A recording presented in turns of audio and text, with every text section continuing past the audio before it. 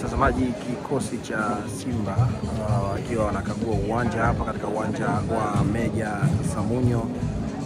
Namtazama hapo mlinda mlango wa Simba ambaye amewahi kutumikia timu ya JKT Tanzania akiwa anatamba leo katika maeneo yake ya nyumbani katika mchezo ambao unachezwa majira saa 1 kamili za jioni. Kikosi cha Simba hicho, lakini ukimwona hapo ni Salim Mwalimu, striker wa kikosi cha Simba, akiwa anaweza kubadilishana mawili matatu na baadhi yao ni wachezaji. Kibu Denis huyo unaimuona hapo ni Kibu Denis huyo akiwa na wachezaji wenzake wakiweza kukagua uwanja huu wa Meja Jenerali Samunyo.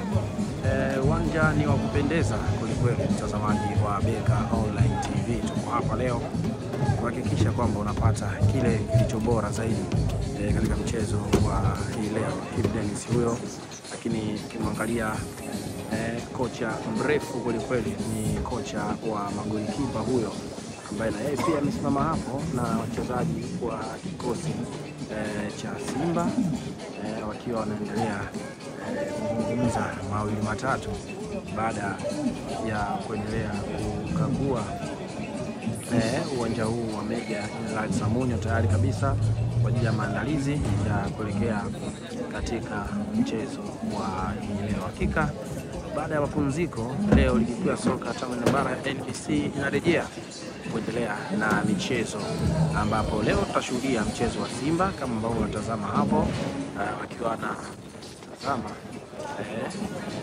mchezo huu wa leo.